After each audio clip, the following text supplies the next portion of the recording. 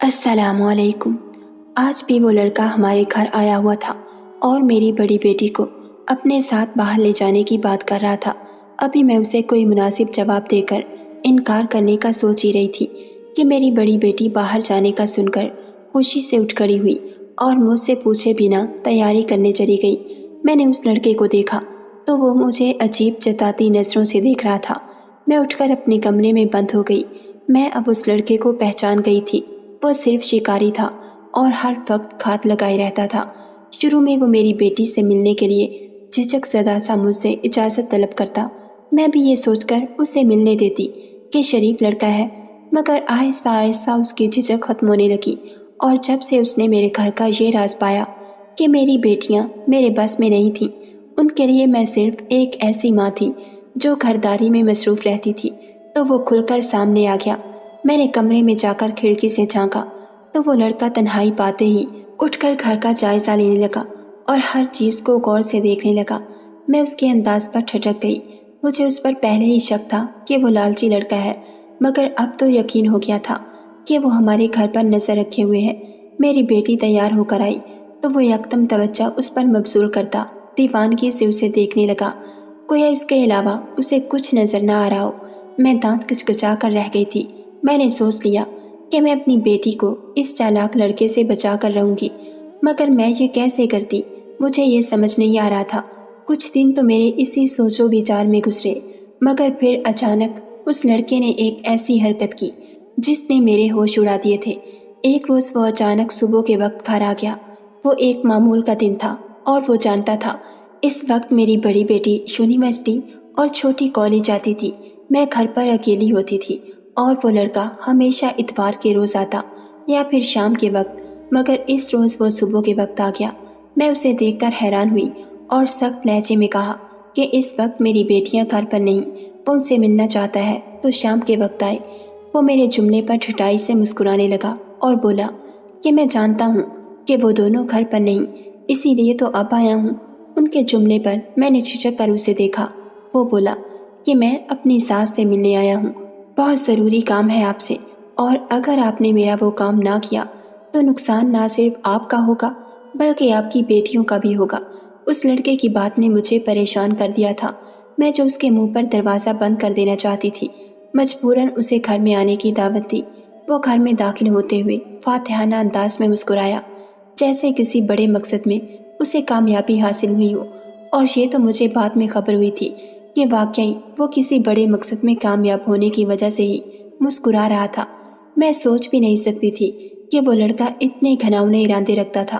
वो अंदर आकर बैठा तो मैं भी उसके सामने बैठ गई और संजीदगी से उसे देखने लगी। वो लड़का इस रोज़ घर का जायज़ा नहीं ले रहा था, बल्कि पहली बार उसकी बेबाक नज़रें मेरा जायज़ा ले रही थी। मुझे उस लड़के की जुर्रत पर हैरत हुई थी। मैंने सख्त लहजे में उसे मुखातिब किया और कहा कि तुम्हें जो भी बात करनी है जल्दी करो, मैं फारिग नहीं, और यहाँ हम बेशक अकेले हैं, मगर मेरा तुमसे एहतराम का रिश्ता है। मैं तुम्हारी सास हूँ, इसलिए बेहतर होगा तुम अपने दिमाग में इस रिश्ते का एहतराम रख कर मुझसे बात करो। मैंने ना चाहते हुए भी आखिर में ये हदायत दोहराई थी, क्योंकि मैं महसूस कर चुकी थी कि उस लड़के की नज़र इस वक्त एक दामाद की नज़र नहीं थी, बल्कि वो मुझे सिर्फ एक औरत की तरह देख रहा था। मेरे बोलने पर वो कहका लगाकर हंसा और बोला कि किस रिश्ते की बात कर रही हैं आप? मेरा आपकी बेटी से ना निकाह हुआ है, ना बाकायदा मंगनी हुई है। सिर्फ बात तय हो जाने से रिश्ते नहीं बन जाते। फिर अचानक वो लहजा बदल कर बोला कि मैं तो अपने इंतखाब पर पछता रहा हूँ। अपनी बेटी से ज़्यादा तो तुम हसीन हो और जवान भी हो। वो लड़की तो बेबाक और कबूल सूरत है, मुझे उसके साथ अच्छा नहीं लगता। वो लड़का क्या बातें कर रहा था, मेरा दिमाग सुनसना गया था। उसकी दीदा दुलेरी पर मुझे इतनी हैरत हुई कि कितनी ही देर मैं कुछ बोल ना पाई थी। यकदम मैंने होश में आकर गुस्से से उसे देखा और बोली कि तुमने अच्छा किया, अपनी असलियत बता दी। अब मैं तुम्हारी शादी अपनी बेटी से कभी नहीं होने दूंगी। मैं ऐसे बदकिरदार इंसान से अपनी बेटी का रिश्ता कभी नहीं जोड़ सकती जो रिश्तों का तकद्दुस भी ना पहचानता हो। मेरा खून गुस्से से खोल रहा था, मगर वो लड़का मेरी बात पर भी मुतमईन सा बैठा रहा और मेरे खामोश होने पर इत्मीनान से बोला कि तुम्हारी इस घर में इतनी हैसियत नहीं कि तुम रिश्ते तोड़ने के फैसले करो। تم اپنی بیٹی کو میرے بارے میں بتاؤ گی تو وہ تمہارا نہیں بلکہ میرا یقین کرے گی، اور اگر میں نے اسے یقین دلا دیا کہ مجھے یہاں تم نے بلوا کر غلط مطالبہ کیا تو تمہاری بیٹیاں تمہیں دھکے دے کر اس گھر سے نکال دیں گی۔ وہ لڑکا میری بیٹیوں کی نظر میں میری کم حیثیتی دیکھ کر ہی اتنا حد سے بڑھ رہا تھا۔ میں نے اس کا اطمینان دیکھا تو ایک پل کے لیے میرا دل چاہا اس پر لعنت بھیجوں اور اپنے کمرے میں چلی جاؤں، مگر یہ بات واقعی خطرناک تھی۔ اگر وہ یہاں بیٹھا رہتا اور میری بیٹیاں گھر آ جاتی تو وہ خود کو بچانے کے لیے مجھ پر الزام لگا دیتا، اور اس کی بات کسی حد تک سچ ہی تھی کہ میری بیٹیاں اس کا یقین کرتیں اور مجھے دھکے دے کر گھر سے نکال دیتیں۔ میرا دل خوف سے کانپ اٹھا تھا، مگر میں نے اپنے چہرے پر اپنا خوف ظاہر نہیں ہونے دیا، اور اس لڑکے کو جو بات بتائی وہ اسے چونکا گئی۔ میں بولی کہ اب بھی میں ان دونوں کے رشتے کرنے کا اختیار رکھتی ہوں، کیونکہ ان کے باپ کو بھی اپنی بیٹیوں کی کم عقلی کا بخوبی احساس تھا، اسی لیے وہ وصیت کر گیا تھا کہ جب تک دونوں بیٹیوں کی شادی میں میری مرضی شامل نہ ہو ان دونوں کے نکاح نہیں ہوں گے، اور اگر پھر بھی انہوں نے ضد میں نکاح کیے تو یہ گھر ان کی بجائے میرے نام ہو جائے گا۔ میں نے یہ جھوٹی وصیت بتاتے ہوئے دل میں اپنے مرحوم شوہر سے معافی مانگی تھی، مگر میری چال کامیاب ہوئی اور وہ لڑکا میری بات پر کچھ بے چین سا ہو گیا۔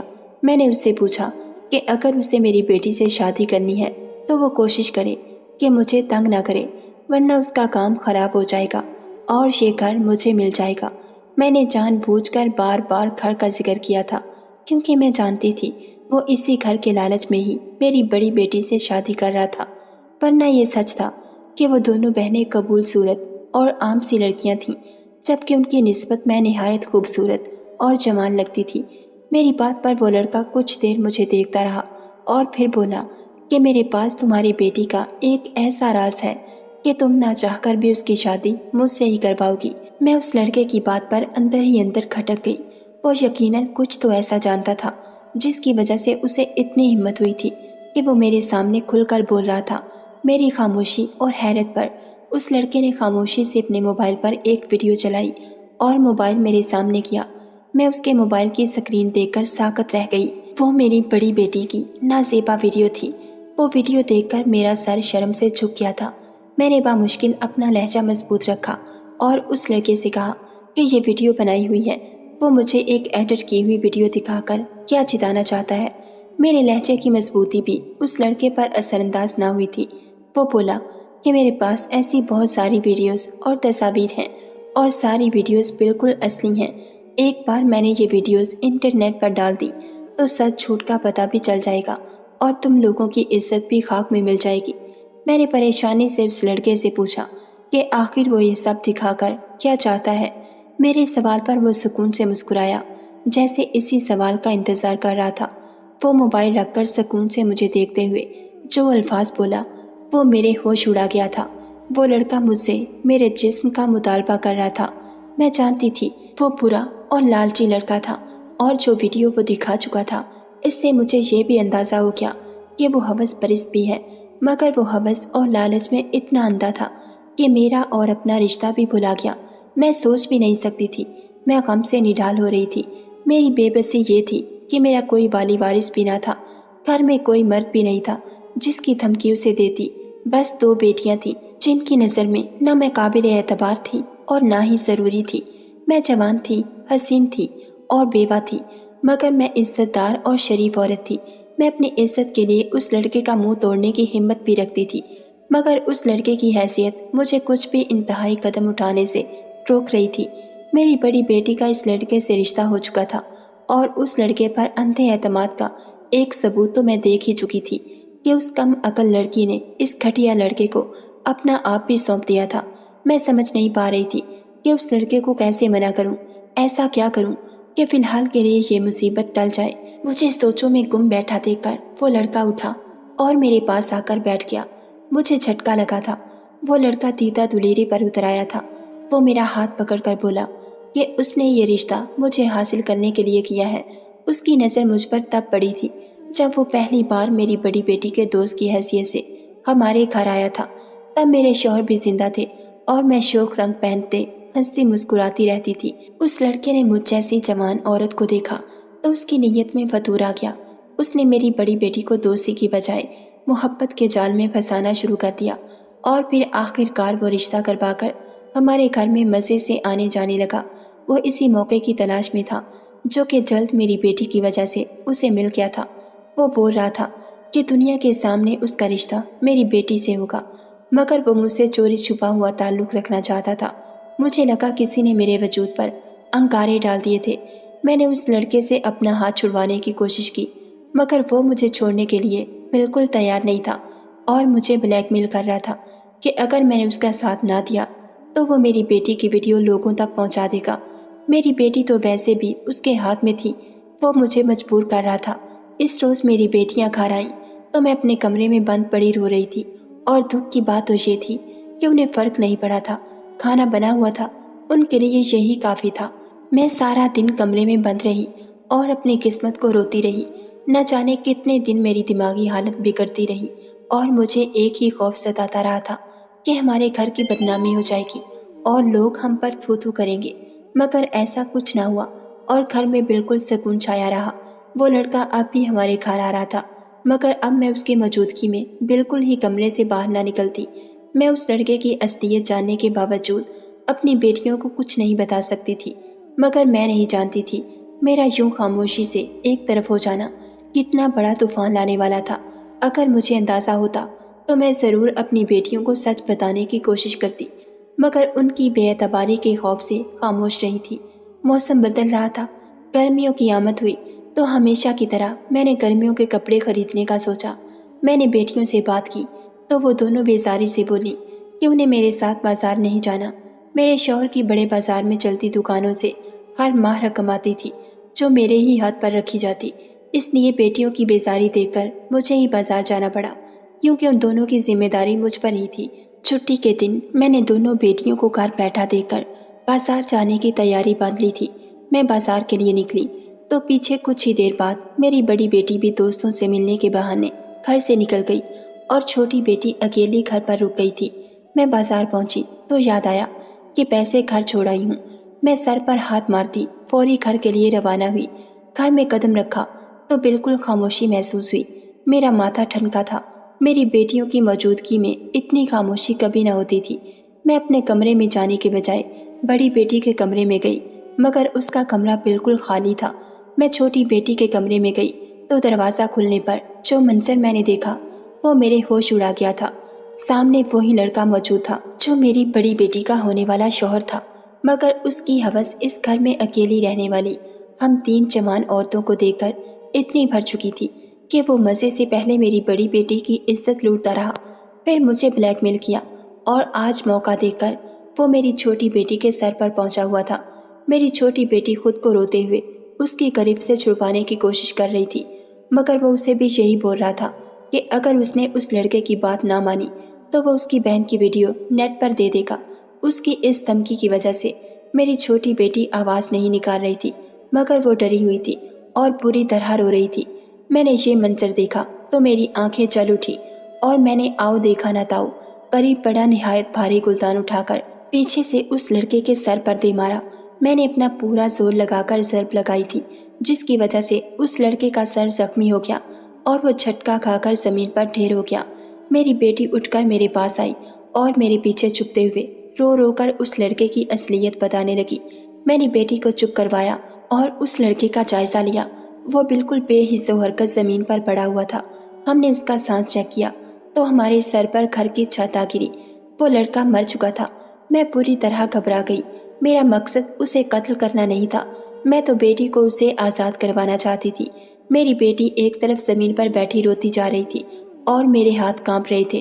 مجھے پورا یقین تھا کہ اگر قتل کا کیس ہوا تو میری بیٹیاں سارا الزام مجھ پر ڈال کر خود آزاد ہو جائیں گی۔ میں نے بیٹی کو کہا کہ اس لاش کا اب ہم کیا کریں؟ میں نے تمہیں بچانے کے لیے اسے مارا تھا، مگر یہ تو بالکل ہی مر گیا۔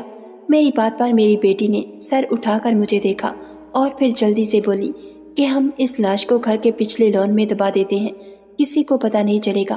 مجھے پریشانی تھی کہ اگر لوگوں نے اسے آتے دیکھا تھا تو وہ سب شک میں پڑ جائیں گے کہ لڑکا گھر میں داخل ہوا مگر واپس نہیں نکلا۔ اس پر میری چھوٹی بیٹی نے مجھے تسلی دی اور بتایا کہ اس لڑکے نے اس پر حملہ کرنے سے پہلے یہ اطمینان کیا کہ گھر پر کوئی نہیں ہے۔ پھر اس نے بتایا کہ وہ بہت احتیاط سے اور چھپ کر آیا تھا اور اس نے میری بیٹی سے بھی وہی بات کی کہ وہ اسے تعلق بنائے رکھے گا مگر اس بارے میں کسی کو پتہ نہیں چلنے دے گا۔ مجھے اس لڑکے کے گھٹیا پن پر غصہ آ رہا تھا۔ میرے دل میں اسے مار دینے کا جو پچھتاوا پیدا ہوا تھا وہ ختم ہو گیا۔ میں نے اپنی بیٹی کے ساتھ مل کر اس لڑکے کی لاش اٹھائی اور اسے لان میں لے گئی۔ ابھی ہم دونوں کھدائی کر رہی تھی کہ میری بڑی بیٹی گھر پہنچ گئی۔ وہ اس لڑکے کی لاش دیکھ کر ہی چیخ اٹھی تھی اور بری طرح رونے لگی تھی۔ جب اسے پتہ چلا کہ اس لڑکے کی موت میرے ہاتھوں ہوئی ہے تو وہ بھڑک اٹھی اور مجھے برا بھلا کہنے لگی۔ اس نے چیختے ہوئے کہا کہ وہ میری نیت سے پہلے ہی واقف تھی۔ میں نے اس کا خوش شکل منگیتر دیکھا تو میری نیت خراب ہو گئی اور میں اس لڑکے کو قابو کرنے کی کوشش کرتی رہی مگر جب وہ ہاتھ نہ آیا تو اسے گھر بلا کر بھی میں نے خود کو پیش کیا اور اس سے ضد کی کہ وہ رازداری سے میرے ساتھ تعلق رکھے مگر وہ لڑکا میری بڑی بیٹی کے ساتھ مخلص تھا، اسی لیے وہ نہ مانا۔ یہ سب باتیں اس لڑکے نے میری بیٹی کو بتائی تھی کیونکہ اس روز اس کی بلیک میلنگ کے باوجود میں اس کی چال میں نہیں پھنسی تھی اور اسے کہہ دیا تھا کہ وہ جب چاہے ویڈیو دنیا کو دکھا دے، مجھے اس بات سے فرق نہیں پڑے گا بلکہ میرا فائدہ ہو جائے گا، اس کا رشتہ میری بیٹی سے ختم ہو جائے گا تو یہ گھر بچ جائے گا۔ میری اس بات نے اس لڑکے کو غصہ دلا دیا تھا۔ اس کی ساری چالیں ناکام ہوئی تھی اور میں اٹھ کر اپنے کمرے میں بند ہو گئی تھی۔ بدلے میں اس نے میری بیٹی کو میرے خلاف کر دیا تھا۔ میں افسوس سے اپنی بیٹی کو دیکھ رہی تھی جو مجھے لان تان کر رہی تھی اور بول رہی تھی کہ اس نے اپنے منگیتر کی یہ سب باتیں سننے کے باوجود مجھ پر ترس کھایا اور مجھے گھر سے نہیں نکالا مگر اس کے خیال میں اس قابل نہیں تھی کہ مجھے اتنی عزت دی جاتی۔ مجھے اس کے لہجے اور الفاظ سے اتنا دکھ پہنچا کہ میں نے کھڑے ہو کر ان دونوں کو دیکھا اور بولی کہ وہ دونوں چاہیں تو پولیس کو بلا لیں، یہ جرم میں نے کیا ہے اور میں اس جرم کو قبول کر کے جیل جانے کے لیے تیار ہوں۔ میں نے ان سے کہا کہ ویسے بھی ایسی آزادی کا کوئی فائدہ نہیں جب میرا کوئی ٹھکانہ نہ ہو اور میں اتنی خدمت کرنے کے باوجود ان دونوں کی نظر میں قابل اعتبار نہ بن سکی۔ میں اپنی بات مکمل کرتے ہی اپنے کمرے میں چلی گئی تھی۔ میری آنکھوں کے آنسو رواں ہو گئے تھے۔ میری بیٹیاں مجھے شروع سے کبھی ماں نہیں سمجھتی تھی۔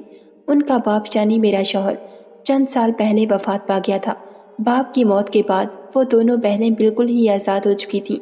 میرے لیے ان کی اتنی مہربانی بہت تھی کہ وہ مجھے گھر میں رہنے دے رہی تھی، ورنہ میں جانتی تھی یہ گھر بھی ان دونوں کے نام پر تھا۔ میں جوان اور خوبصورت تھی، سوتیلے چچا کے پاس رہ رہی تھی اور ملازماؤں والی زندگی گزاری تھی۔ چچا نے امیر مرد دیکھ کر میری شادی کر دی۔ میرا شوہر مجھ سے آدھی عمر بڑا تھا۔ اس کی جوان دو بیٹیاں تھیں جو عمر میں مجھ سے چند برس ہی چھوٹی تھیں۔ شوہر بہت اچھا انسان تھا اور بہت خیال رکھتا تھا۔ میں شوہر کی طرف سے مان اور عزت پا کر خوش ہو گئی مگر میری خوشی مختصر تھی۔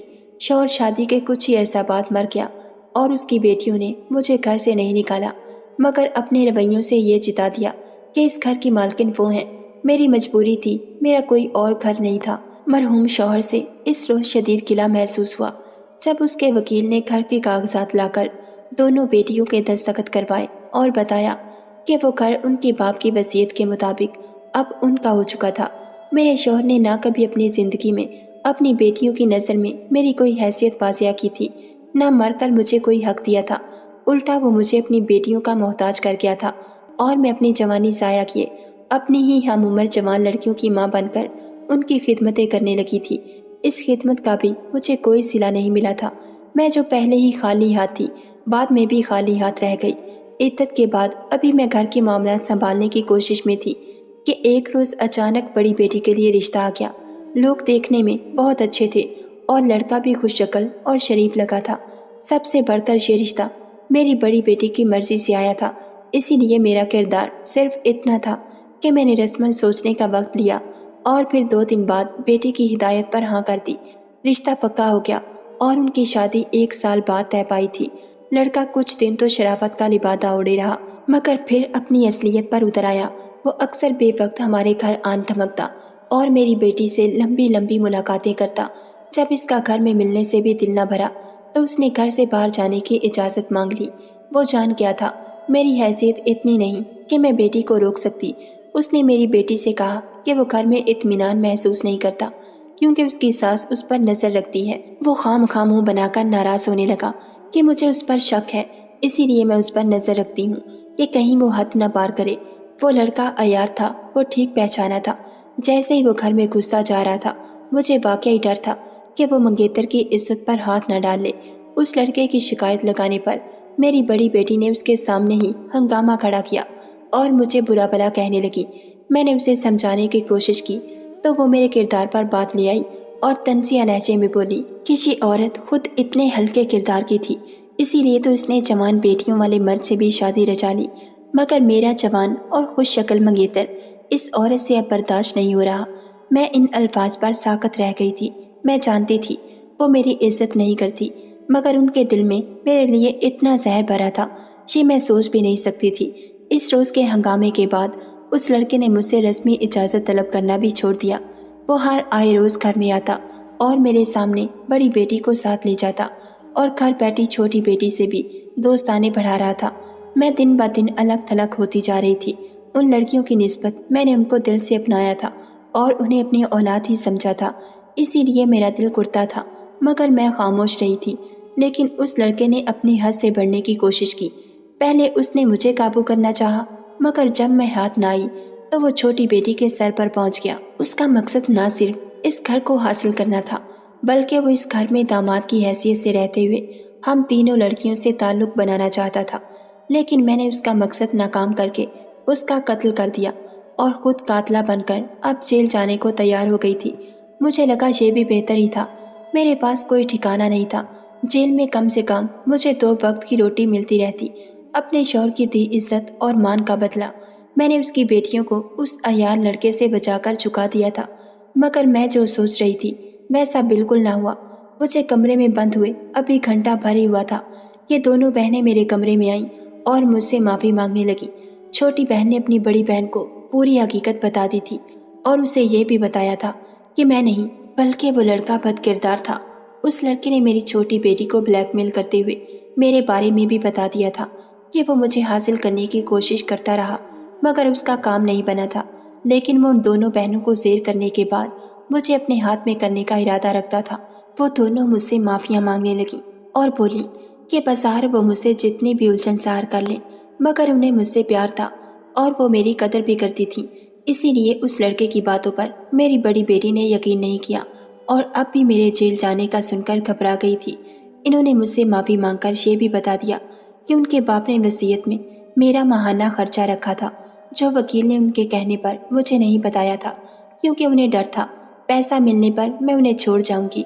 मैंने उन दोनों को खुले दिल से माफ़ कर दिया और यकीन दिलाया कि मैं उन्हें छोड़कर कभी नहीं जाऊंगी।